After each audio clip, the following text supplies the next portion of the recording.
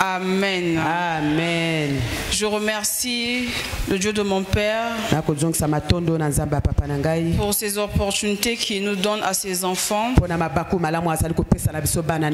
Il était question qu'il apporte la parole lui-même aujourd'hui. Et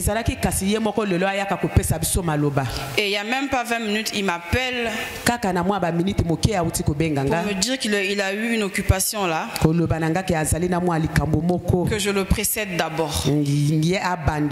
Amen. Amen. Et donc si je me tiens en ce jour, c'est grâce à notre Père qui m'a encore fait ce privilège là de vous apporter la parole. Que de là où il est, que son Dieu l'élève encore. Que son Dieu le préserve contre toute attaque satanique. Et que son Dieu te préserve aussi.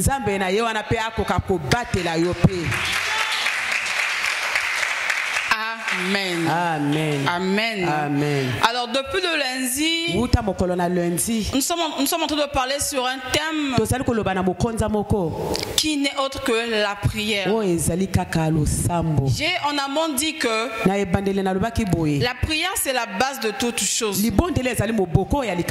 La prière c'est la clé de toutes choses. On peut dire que la prière et la clé passent partout. Ça ouvre à toutes les portes. Quand tu te mets à prier sincèrement, ta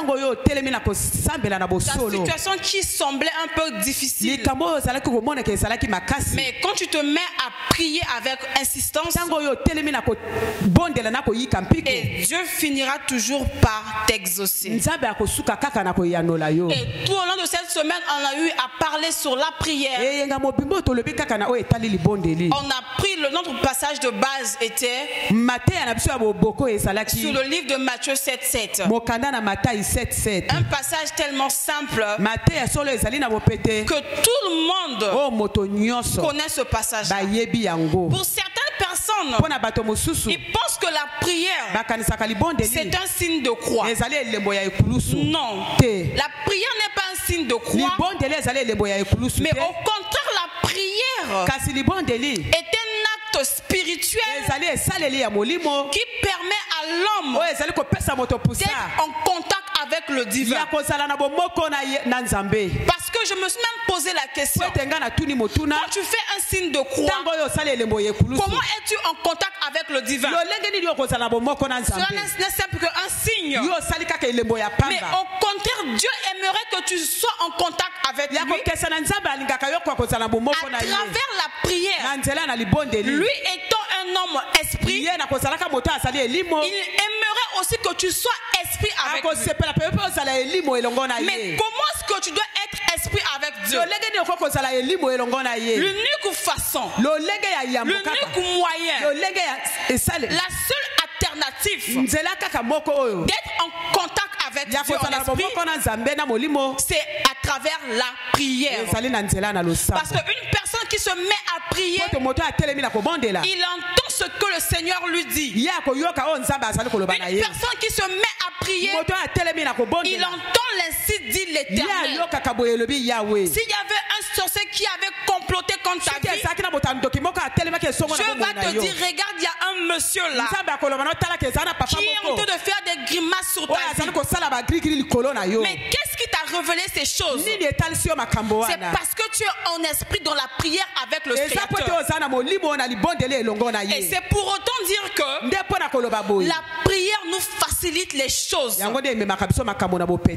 Amen. Amen. Et on a eu à parler sur Matthieu 7:7, sur demander, là où la parole de Dieu dit que demandez et l'on vous donnera, frappez et l'on vous ouvrira, et cherchez et vous trouverez. Et on a eu par la grâce de Dieu, on a eu à développer ces trois verbes là. Mais aujourd'hui je ne vais pas parler sur ça, pas sur ce passage là, pour clôturer notre semaine sur la prière. Oui, c'est vrai, On a eu à faire des prières de la demande. On a eu à faire une prière de chercher la face de l'Éternel. On a eu hier aussi, on a eu à prier en frappant à la porte de Dieu afin qu'il puisse nous ouvrir des portes qui étaient fermées. Mais aujourd'hui, on va parler d'un sous-thème rapidement et puis nous allons prier. Amen. Et notre sous-thème de ce soir n'est autre que la prière de lamentation. Oui, j'aimerais dire ceci. De toutes les prières que nous avons eu à citer durant cette semaine, mais la prière de lamentation est aussi une prière de base pour un chrétien. La prière de lamentation est une prière qui touche aussi le cœur de Dieu. Quand Dieu voit comment est-ce qu'un fils ou soit une fille pris par des lamentations, automatiquement il descendra pour t'exaucer.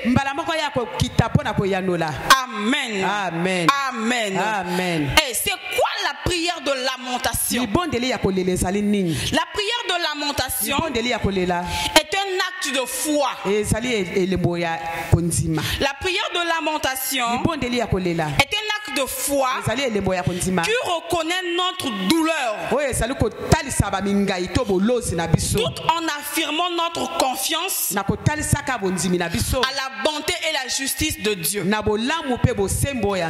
répète encore, la prière de lamentation est un acte de foi qui reconnaît notre douleur tout en affirmant notre confiance en la bonté et la justice de Dieu.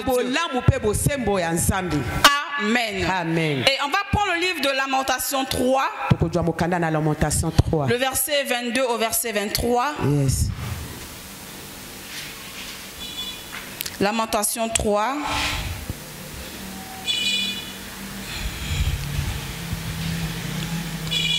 Lamentation 3, le verset 22 au verset 23, je lis au nom de Jésus. Nous rendons grâce à Dieu. Voici ce que je veux repasser en mon cœur, ce qui me donnera de l'espérance.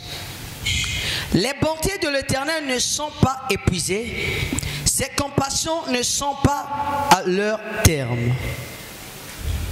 Elles se renouvellent chaque matin. Oh, que ta fidélité est grande. Parole du Seigneur.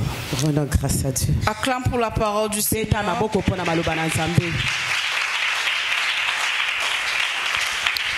Merci, que Dieu te bénisse. Bien-aimé de Dieu, nous devions noter que tous ici, dans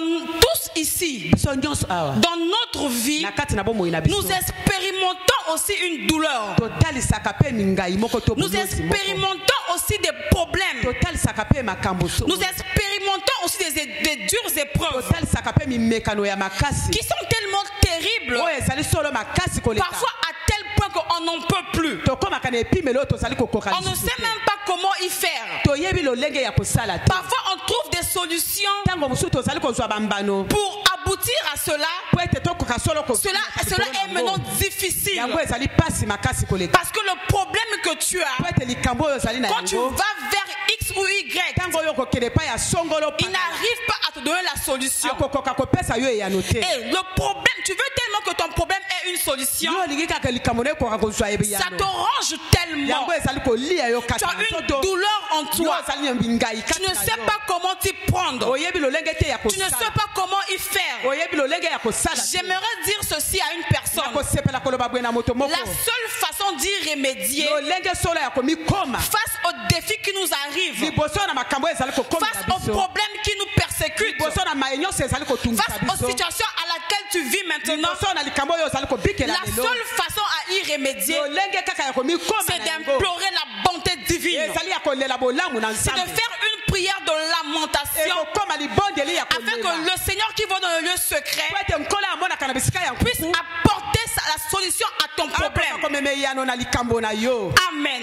Voilà pourquoi Jésus-Christ de Nazareth le Seigneur de Seigneurs, le Sauveur de l'humanité, lui avant sa crucifixion, avant sa crucifixion, il arrive à Gethsemane. Quand il arrive à Gethsemane, le Dieu de gloire lui fait montrer ce qui lui attendait. Le Dieu de gloire lui fait montrer ce qu'il devait subir. Il lui a montré la douleur que Dieu, le Seigneur, devait porter. Il lui a montré comment sera le poids de cette douleur. Comment est-ce qu'il devait supporter ton péché à toi? Comment est-ce qu'il devait supporter ton péché à toi? Comment est-ce qu'il devait supporter ton humiliation? Dieu le Créateur lui a montré ces choses-là. Et quand tu lui as montré ces choses-là, Dieu a soupiré. Il a dit, je ne pourrais pas. Père, je ne pourrais pas à supporter cette charge-là. Il n'en pouvait plus. Et la Bible déclare même que tellement qu'il soupirait, tellement que ce que son père lui avait montré était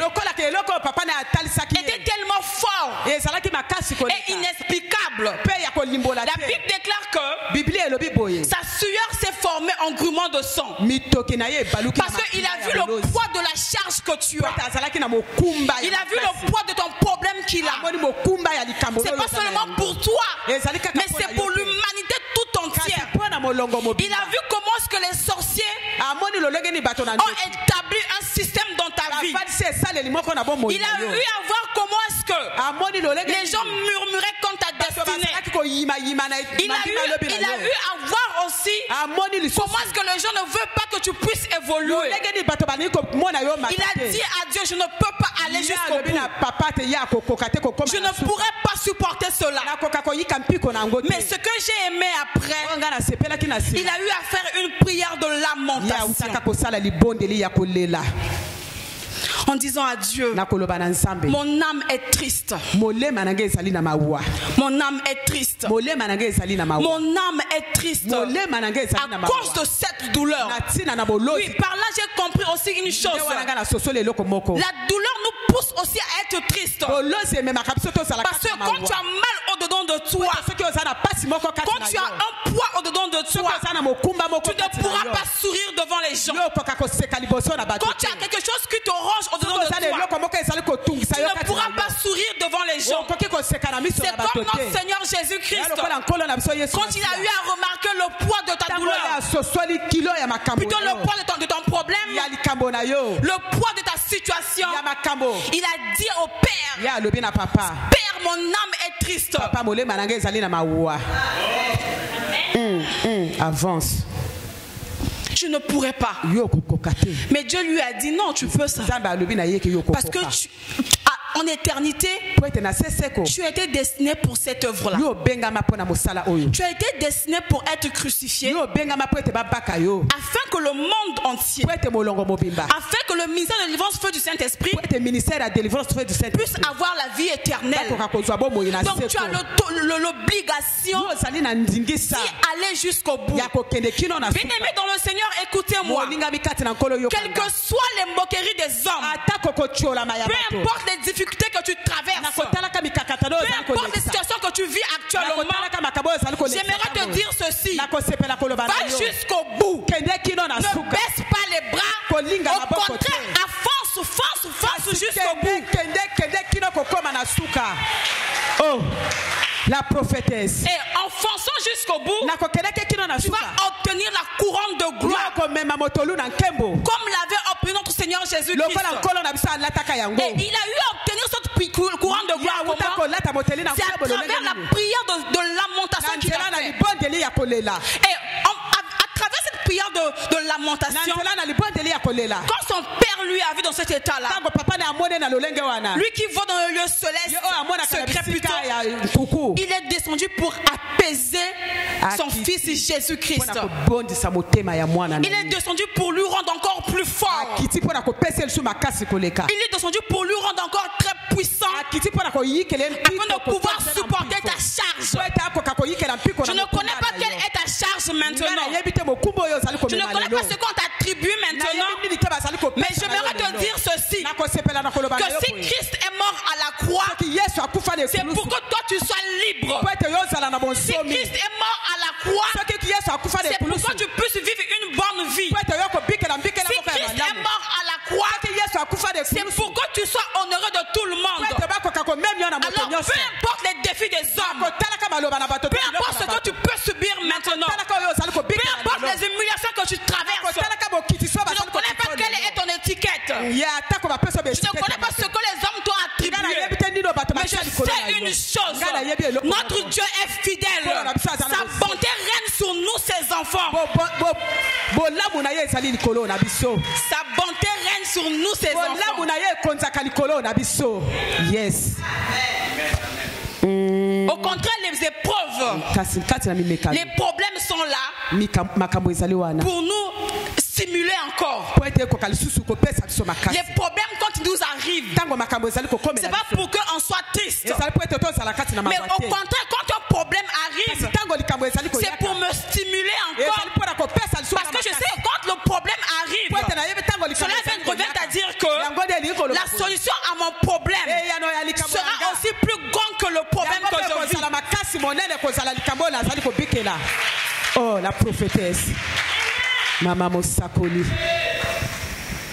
Face au problème, fais une prière de lamentation.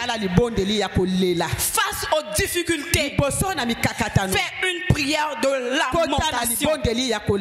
Amen. Amen. Alors, quelles sont les étapes d'une prière de lamentation?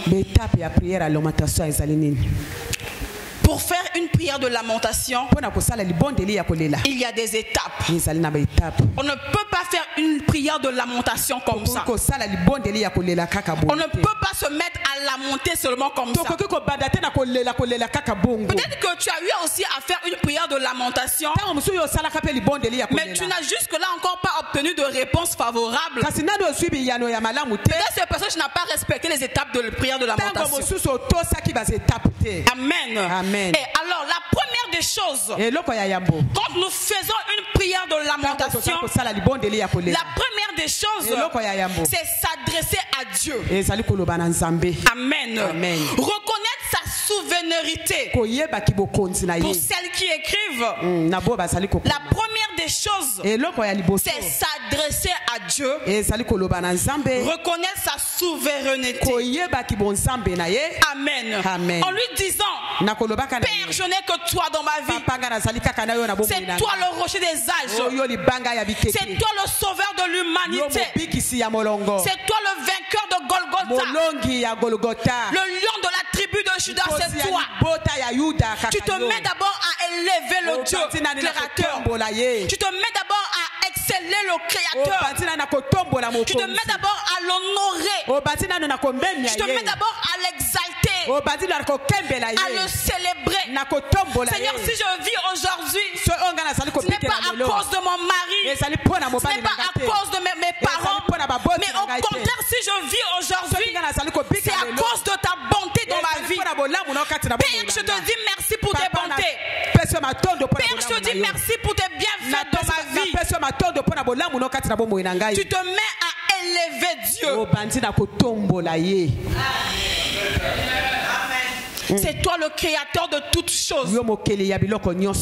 C'est toi mon rocher. Tu m'as créé, c'est toi qui m'as créé. Je te dis une fois de plus merci. La première étape, c'est ça. Tu t'adresses d'abord à Dieu tout en reconnaissant sa souveraineté. Amen. Amen. Et la deuxième des choses, c'est exprimer sa souffrance. Exprimer exprimer sa souffrance. Par là, tu dois décrire avec sincérité ce qui te ronge, ce qui tu subis. Tu dois lui décrire avec exactitude ce que tu as comme problème. Amen. Amen. Car la Bible déclare que dans le livre de Psaume 94, le verset 11, que l'Éternel connaît nos pensées. Donc par là, si tu te mets à lui détailler ta souffrance, lui qui connaît les pensées, lui qui connaît ce que tu vis, et quand tu te mets à décrire ce que tu vis exactement, il va se dire que oui, effectivement, cet enfant-là, mon fils-là, ma fille-là, il a un problème qui le ronge. Et ipso facto, il va descendre. Amen. Amen. Amen. Amen. Donc la deuxième des choses, c'est exprimer sa souffrance, car tu dois décrire avec sincérité ce qui cause ton problème ou bien te ronge. Amen. Amen. Tu lui dis, Dieu, je suis épuisé de ma situation. Je suis fatigué de ma situation. Je suis tellement lassé de mon problème. À qui d'autre irions-nous, Seigneur? Il n'y a que toi qui as la solution à mes problèmes. Tu ne peux pas aller consulter d'autres dieux. Mais au contraire, je viens consulter toi, le Yahweh Sabaoth. Je vais te consulter toi, le Dieu de mon Père. Seigneur, s'il te plaît, fais quelque chose. Fais quelque chose. Je veux que mon histoire puisse changer. Je veux que mon identité puisse changer. Arrache-moi de cette situation-là. Vous verrez que quand vous manifestez votre problème là devant Dieu, il va vous écouter. Amen. Et la troisième des choses, c'est impliquer l'intervention de Dieu. Je vais un peu rapide. Impliquer l'intervention de Dieu. Impliquer l'intervention de Dieu comment? Ici là, la Bible dit que il y a l'intervention rapide. Amen. Amen. Notre Dieu est un Dieu qui agit rapidement. Mais il va agir rapidement auprès de qui? Il va agir rapidement auprès de quelle personne? Mais il va agir rapidement auprès des personnes qui connaissent comment sont les étapes d'une prière de lamentation. Amen. Pour qu'il puisse agir avec sa justice et sa bonté dans ta vie. Et une personne qui demande de l'intervention de Dieu, une personne qui demande que Dieu puisse intervenir dans sa vie, par là j'ai compris que c'est une personne qui est aussi lassée de sa vie. Et c'est une personne qui demande le secours de Dieu dans sa vie. Une personne qui demande l'intervention de Dieu dans sa vie, c'est une personne qui a besoin du secours ou soit du soutien de Dieu dans sa vie. Amen. Parce que le secours des hommes n'est vanité. Mais au contraire, le meilleur secours, c'est le secours de Dieu. Lui, quand il te vient en aide, il n'a pas besoin de dire aux gens que j'ai apporté mon secours à ce monsieur, que j'ai apporté mon secours à cette dame. Non. Mais lui, quand il apporte son secours, il le fait calmement. Et les gens qui se moquaient de toi commencent à s'étonner. Comment est-ce que celui-là, sa vie a changé? Mais ils ont oublié une chose importante. Tu avais peut-être avant, tu Tu avais peut-être avant demandé le secours des hommes. Mais tu as eu à comprendre que le secours des hommes est vanité. Je dois me rallier au secours de Jésus-Christ. Lui, quand il bénit, quand il élève, les gens doivent acclamer. Et ceux qui t'humiliaient là, quand ils te voient comment est-ce que ta vie a changé, ils vont eux-mêmes s'étonner. Mais comment est-ce que cette personne-là, sa vie a changé de tournure? Mais ils ont oublié une chose importante, en même temps capitale, que tu as demandé de l'intervention divine dans ta vie.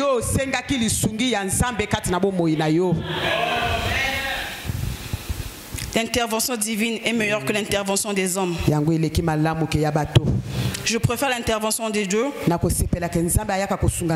l'intervention des hommes. Amen. Amen. Et voilà un peu les trois clés d'une prière de lamentation. C'est quoi la première des choses, si vous avez bien assimilé? Pardon? Oui, la deuxième des choses. Exprimer. Oui, la troisième des choses. Merci beaucoup, que Dieu vous bénisse abondamment. Amen.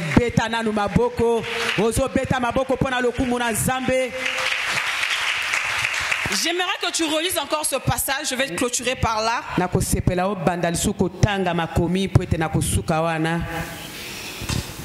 Lamentation 3, 22 à 23. Les bontés de l'Éternel ne sont pas épuisées. Ses compassions ne sont pas à leur terme. Elles se renouvellent chaque matin. Oh, que ta fidélité est grande. Parole du Seigneur.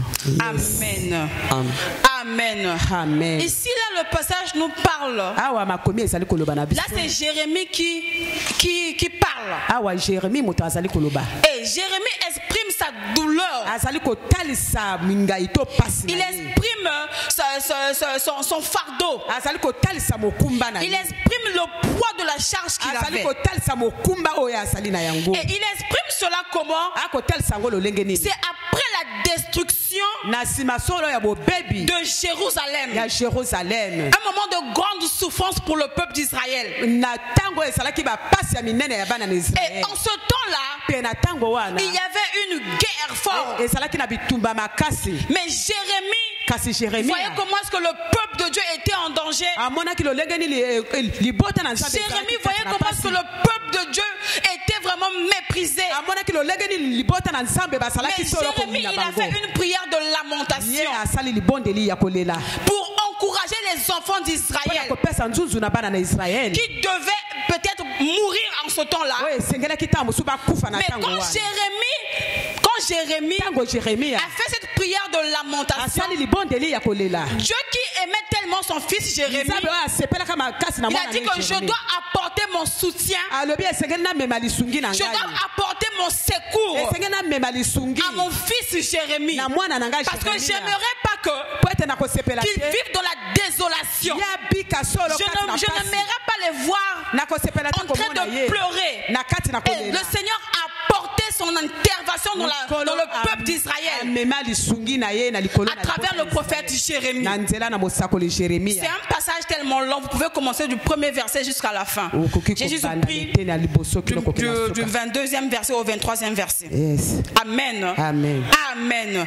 Et par là, j'aimerais dire quoi? Peu importe les moments sombres de notre vie, peu importe les difficultés que nous traversions, ayons une attitude comme Jérémie. Jérémie, malgré cela, il n'avait pas baissé les bras. Malgré les humiliations, malgré la guerre qui était, malgré tout cela, il n'avait pas baissé les bras. Au contraire, il a eu à faire une prière de lamentation.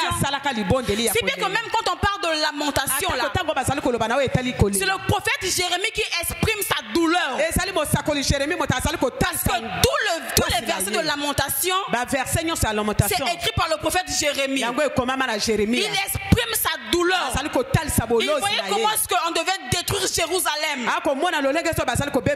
quand il voyait cela, il n'était pas heureux, il n'était pas content. Mais pour apaiser le cœur, son cœur, il a dit, je dois me rallier à faire une prière de lamentation. Parce que si je me mets à faire une prière de lamentation, Dieu finira par m'exaucer. Et c'est comme ça que Dieu a fini par exaucer Jérémie et son peuple.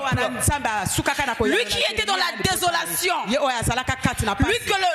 quand on voulait détruire Jérusalem, mais quand Dieu de gloire a écouté ses prières, il les a épargnés contre ce déluge-là. Il les a épargnés contre ces malheurs-là. J'aimerais te dire ce soir, à travers la prière de lamentation que tu vas faire en ces lieux, Dieu va te délivrer contre toute attaque satanique.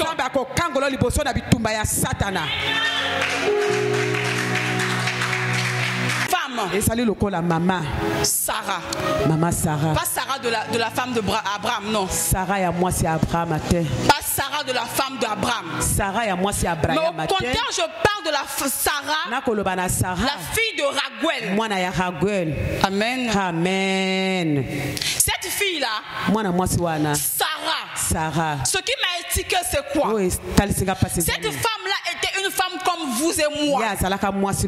Une femme potentielle. Nous savions tous que le désir de toute femme, c'est être dans un foyer.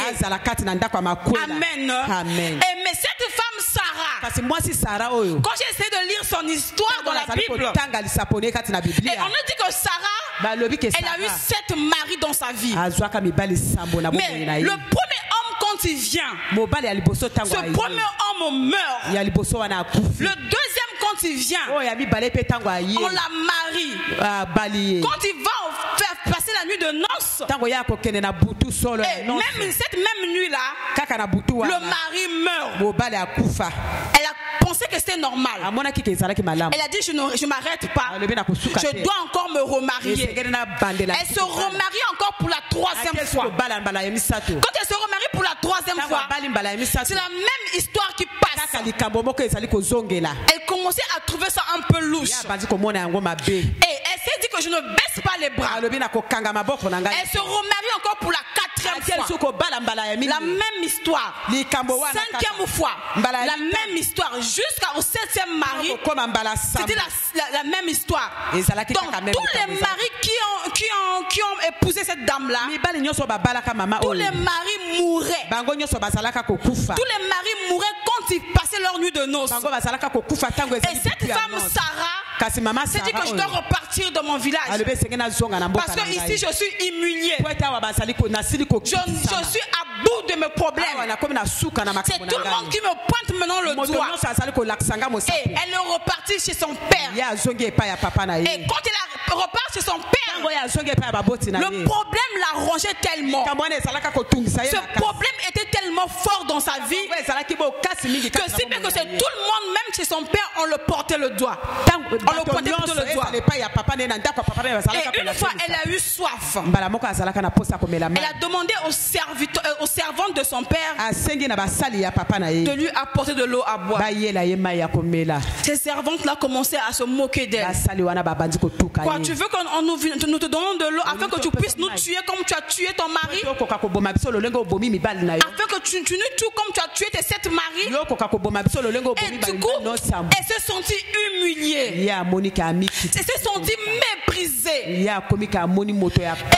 diable lui a hanté quelque chose dans sa tête. Que comme tu es à bout de ton problème, la seule alternative pour toi, c'est de donner la mort. C'est de donner la mort. Et elle va dehors au balcon de son père. Elle prend une corde plutôt, pour s'étrangler. Et son père, de loin, quand quand il a vu ça, il a fait une prière de lamentation pour sa fille. Il dit à Dieu, je ne veux pas que ma fille puisse mourir. Son père s'est mis d'abord à exalter le Seigneur de gloire. C'est vrai, Seigneur. Ma fille a subi des humiliations quelconques. Mais ne permets pas que ce démon-là puisse tuer ma fille. Car la Bible dit que si les hommes de Sarah mouraient, c'est parce que Sarah avait un esprit d'Asmodée. Elle avait un esprit d'Asmodée. Mais je me suis même posé la question. C'est sûr qu'elle ne connaissait pas qu'elle avait un esprit d'Asmodée.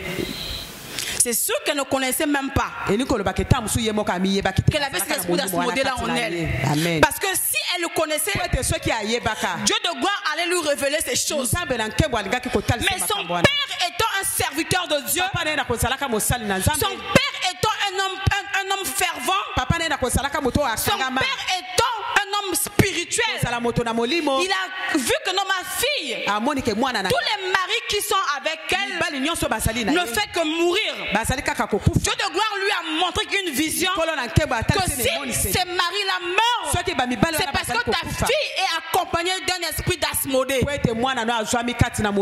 c'est ce qui fait à ce que tous ces maris meurent. Et c'est comme ça que la désolation était entrée dans la vie de cette Sarah. Elle n'avait plus le goût dans la vie. Et quand son père a eu connaissance de ces choses, quand son père en priant a eu connaissance de ces choses-là, Dieu même lui a dit que non, va dehors là. Et ta fille qui veut se faire tuer à cause de cet esprit-là. Et quand son père se hâte de se dépêcher vers sa fille, il commence à faire une prière de supplication. Seigneur, je n'aimerais pas voir ma fille en train de mourir. Il s'est mis à faire une prière de supplication. Et cette fille-là, Dieu de gloire l'a épargnée de la mort. Et l'esprit qui rôdait la vie de cette jeune dame-là, quand son père s'est mis à prier sincèrement, la Bible dit que l'esprit a libéré la vie de cette jeune dame. L'esprit a libéré la vie de cette jeune dame. Par là, j'aimerais dire ceci à un monsieur. J'aimerais dire ceci à une bien-aimée. Il se peut que toi aussi, on t'a collé un esprit. Raison pour laquelle tu fais des choses, rien ne marche. Tu as un esprit en toi, mais tu ne maîtrises pas quel est cet esprit-là. J'aimerais dire ce soir, à travers la prière que nous allons faire, peu importe le nombre des esprits qu'on a eu à coller sur ta vie, cet esprit-là ce soir va libérer ta vie. Au nom de Jésus. Cette histoire-là n'est pas écrite dans Louis Ségan. Vous allez voir ça dans le livre de Tobie. Yes. C'est pas écrit dans Louis Ségan. Donc si vous avez, c'est important d'avoir différentes Bibles pour nous les chrétiens. Amen. Amen. Amen. C'est pas écrit dans Louis Ségan cette histoire. C'est dans l'écrit de livre de Tobie. Vous allez prendre dans Tobie 2, de 1 jusqu'à la fin. Amen. Amen. Amen. Amen. Amen. Donc j'aimerais dire ceci ce soir. Peu importe les esprits qu'on a collés sur ta vie, peu importe les nombres de malédictions qu'on a eu à dicter sur ta vie, je prends l'autorité de la parole, je frappe sur ça au nom de Jésus. Je déclare et je décrète sur ta vie, je déclare et je décrète sur ta vie que toi tu ne mourras pas, toi tu ne mourras pas, toi tu vivras, tu vivras, tes enfants vivront, ta maison vivra, ton mariage vivra, ta santé vivra, tes parents vivront au nom de Jésus-Christ. Moi c'est mon sakoli, moi c'est Ankoï. Peu importe ce que les hommes ont eu à faire. La prière de lamentation qu'on va faire aujourd'hui va débloquer des situations. Tu avais laissé un dossier quelque part, on t'a pas appelé. Tu avais laissé un dossier que tu attends un entretien. Mais je me tiens debout comme une prophétesse de cette église. La semaine qui va commencer là, on va t'appeler pour t'embaucher. Oh, la prophétesse. La prophétesse. On se met debout, on va prier. Moi, c'est mon sacolé.